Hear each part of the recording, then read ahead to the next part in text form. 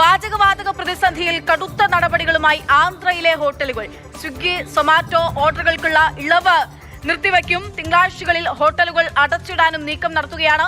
ബംഗളൂരു നഗരത്തിൽ 25% ഹോട്ടലുകളും അടച്ചുപൂട്ടിയിരിക്കുന്നു. നഗരത്തിലെ 30 ഇന്ദിരാ ക്യാന്റീനുകൾ അടച്ചു. 175 ഇന്ദിരാ ക്യാന്റീനുകൾ അടച്ചുപൂട്ടൽ വക്കിലെന്നും സർക്കാർ അറിയിക്കുന്നു. കെ ബി ശ്രീധരൻ വിവരങ്ങളുമായി ചേരുകയാണ്. ശ്രീധരൻ, വലിയ പ്രതിസന്ധി, നിലവിൽ പ്രതിസന്ധി ഇല്ല എന്ന് കേന്ദ്രം പറയുമ്പോഴും എത്രമാത്രം പ്രതിസന്ധിയാണ് ഈ പാചകവാതകത്തിന്റെ കാര്യത്തിൽ രാജ്യം നേരിടുന്നു എന്നതിന്റെ കൃത്യമായിട്ടുള്ള ഉദാഹരണം കൂടിയാണ് ഇപ്പോൾ ബംഗളൂരിൽ സംഭവിച്ചുകൊണ്ടിരിക്കുന്ന കാര്യങ്ങൾ പുറത്തുവരുന്നത്. എങ്ങനെയാണ് നിലവിലത്തെ സ്ഥിതിഗതികൾ?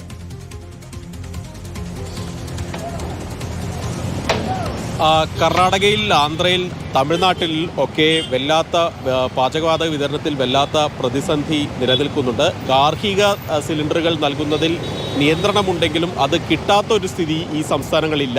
പക്ഷേ ഹോട്ടലുകളിലേക്കുള്ള വാണിജ്യാവശ്യത്തിനുള്ള സിലിണ്ടറുകളുടെ വിതരണത്തിൽ കാര്യമായിട്ടുള്ള പ്രതിസന്ധി എവിടെ നിന്നും ലഭിക്കാത്ത ഒരു സ്ഥിതിയുണ്ട്. ഈ ഒരു അടിസ്ഥാനത്തിലാണ് ഓൺലൈൻ ഡെലിവറികൾക്കുള്ള ഒരു നിയന്ത്രണം ആന്ധ്രാപ്രദേശിലെ ഹോട്ടൽ ഉടമകൾ കൊണ്ടുവരുന്നത്. സ്വിഗ്ഗി സൊമാറ്റോ ഓർഡറുകൾ അതിന് നൽകുന്ന ഇളവുകൾ നിർത്തിവെക്കാനാണ് തീരുമാനിച്ചിരിക്കുന്നത്.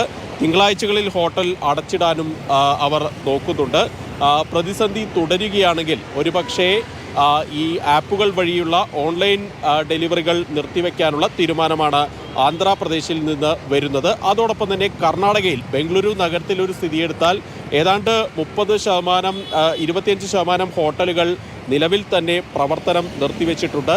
സർക്കാരിന്, ഞാനിപ്പോൾ നിൽക്കുന്നത് കോറമംഗലയിലെ ഒരു ഇന്ദിരാ ക്യാൻറ്റീനിന് മുൻപിലാണ്. അതായത് വളരെ തുച്ഛമായ വിലയിൽ ആളുകൾക്ക് ഭക്ഷണം നൽകുന്ന ഒരു സംവിധാനമാണ് ഇന്ദിരാ ക്യാൻറ്റീൻ.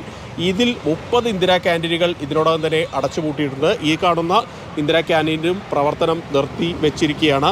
175 ഇന്ദിരാ ക്യാൻറ്റീനുകളുടെ പ്രവർത്തനത്തെ ഇത് കാര്യമായിട്ട് ബാധിക്കുന്നുണ്ട് എന്നാണ് കർണാടക സർക്കാർ വൃത്തങ്ങൾ പറയുന്നത്.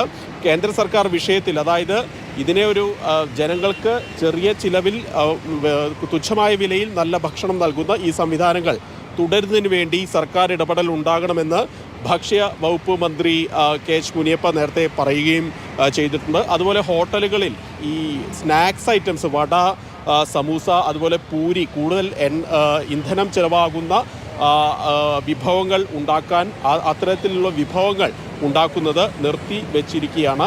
അതോടൊപ്പം നേരത്തെ നമ്മൾ വാർത്തകളിൽ വിവരങ്ങൾ നൽകുന്നത്. ശ്രീധരൻ സൂചിപ്പിച്ചതുപോലെ തന്നെ പ്രതിസന്ധി അതിരൂക്ഷമാണ് എന്നുള്ള വിവരങ്ങൾ തന്നെയാണ് പല സംസ്ഥാനങ്ങളിൽ നിന്നും പുറത്തു വന്നുകൊണ്ടിരിക്കുന്നത്.